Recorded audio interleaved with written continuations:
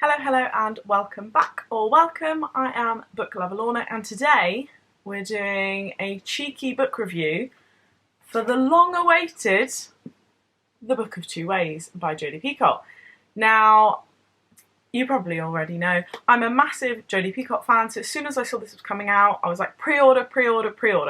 And I managed to actually get it like super affordable, even for a signed copy. I think I paid like £8, which for a new hardback to have like on release day and then signed, I think that's a fair old deal, to be honest. Now, I think I have mentioned this in another video, but when I first saw this cover, like on pictures online, I was like, no, that is boring. It's boring. I didn't like the UK cover at all. But when I got my hands on it in real life, it's totally different. It's totally different.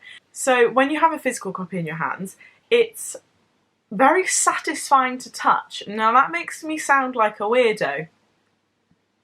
You know, do with that opinion what you will. But it's kind of got like a matte effect to it. So I don't know if you guys can see at all.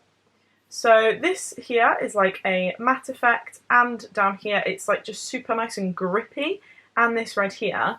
And then this gold along the bottom, I'm not really sure if you can tell, but it's like a foil. You can see a little bit there. But it's like a matte foil touch. So that's kind of quite interesting, and it's way more impressive in real life than it is when you see it on a screen. That's all I can say about that. Now, I went into this book knowing nothing about it, literally nothing.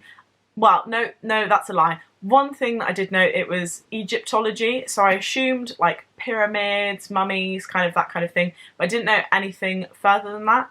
I do not read the synopsis of her books because I know I will always read them. I just dive right in there. Even when I got my hands on it, I didn't read the back.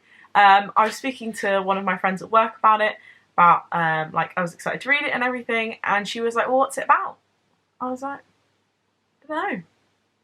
So you don't know what it's about? What do you mean? How can you be excited to read it then? I was like, well, I know it's about Egyptology, but it's just one of Jodi's books, so I know I'm going to love it, so I'm just going to buy it. You know, there's barely any of her books that I dislike, so it really doesn't matter what it's about.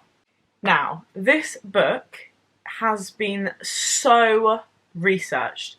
You can tell with all of her books, she does a lot of research. You know, she travels places and everything like this. She speaks to all the right people. But the depth in this, at points, you feel like you're kind of reading a textbook, and that feeling doesn't last for long. But it's heavy. It's heavy on your mind. It requires a lot of brain power. The depth that Jodi has gone into in this book with Egyptology, the understanding of different like mummies and tombs and hieroglyphics, which, I'll be honest, I skimmed over those parts because I can't read hieroglyphics. Can you read hieroglyphics? I don't imagine you can. I mean, if you can, that's amazing. But there are not a lot of us that do in this world. So I just kind of skimmed over those little bits. But you can tell how much went into it. Like, that is so incredibly cool that there is hieroglyphics in this book. Like, just casually, like,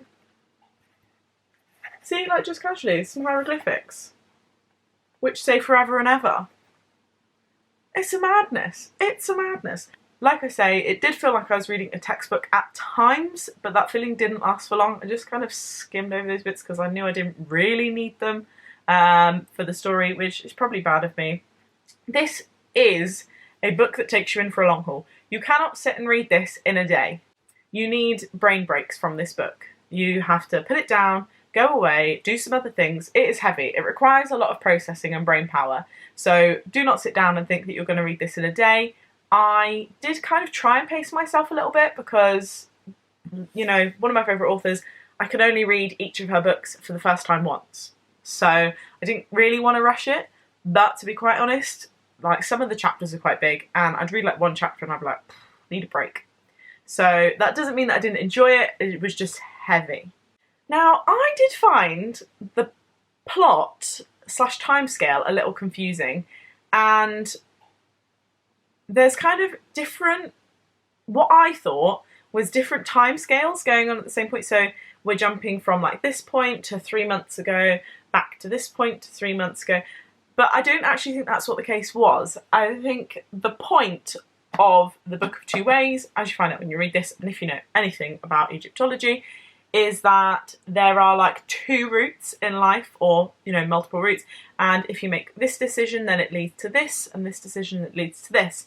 And I think the actual plot of this book, which I only realised afterwards from speaking to other people and reading other people's reviews, was that there were two alternate realities being written like at the same point, which confused my brain a lot. So I kind of would have appreciated some kind of signposting, you know, whether that's at the beginning of the chapter or like at the beginning of a chunk of writing, because I had no idea whether I was coming or going.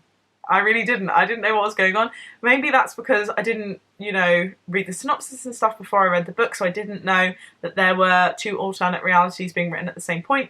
I only kind of figured that out from speaking to Girl Novel Living on Instagram, and she was like, I thought it was two like stories, two like things happening at the same time, but just like, you know, it's either or. And I was like, oh. And then I read some reviews, and I was like, don't know what I thought I was reading, but I was getting so confused. I thought we were going back and forth in time all the time. Yeah, I said to Lisa that I would have appreciated some kind of date stamps so that I knew what part of time I was in, because I was getting so confused about where she was at what time, because sometimes she's in Egypt, sometimes she's in Boston. And Lisa was like, no, I don't think that's right. I don't think that's how the book's written. So, you know, I had a eureka moment. Things changed. I just obviously read this with my eyes closed, or it was my fault for not reading the synopsis beforehand. We make mistakes, we make mistakes. Now, the main story of this book, I really did enjoy. I thought it was so interesting, and the twists were really, really good. Now, there are quite a few twists which you really don't expect. And this is one of the things with Jodi's books. You never really expect her twists. There are a lot of books, and I read them and I'm like, I know exactly what's going to happen. You know, this is so stereotypical. But in a lot of her books, you just don't see it coming because they're not kind of an expected part of the plot line. Like, as you're reading along, there's parts, you know, of things that will happen as part of the plot. And her twists are always like, I'm trying to do like branches off of the main plot line, which are like super, super interesting. And they're always the kind of twists where you're like, oh, no way. So there was some really good twists in this book. Really enjoyed it. I thought it was super duper well written. Now, I didn't give it 5 stars because of the fact that I was so confused with the kind of plot and the way that it was written. No, I understood the plot. Well, did I? I don't know. I didn't understand the kind of sequence that the book was written in. That's the way to put it. So because of that, I'm not going to give it 5 stars. Again, that might be my own fault. I don't know. I need signposting because I just, you know, read what's right there in front of me and don't think further than that. So because of that, I would give this book 4 stars. It was certainly very, very good, but just because I got so confused at times, it was not a 5-star read, which is kind of sad. But considering that when I first saw this cover, I was like, that's boring, we still managed to get 4 stars out of this book. So, you know, I would say that at the end of the day, that's fairly impressive. I don't know whether you'd agree or not. So there we have it, my review of The Book of Two Ways by Jodi Picoult, 4 stars. Now, I do think if you want a book which kind of tests your mind a little bit and does make you focus, it's definitely not an easy read. So don't read it when you're kind of not really reading when you're in a reading slump, or you just want something which turn the pages really quickly. You do like really get into it about halfway through and you get very invested. But again, it is still heavy on your mind. So just do give that a thought before you pick it up. You need to be in the right headspace to read this book. Let me know down in the comment section down below if you have already read this, or if you've picked it up, or if you're planning to read it. I'm really excited to know everyone else's thoughts because I don't know so far many people that have read this book. Now that is the end of this video. Thank you very much for watching and enjoy the rest of your day.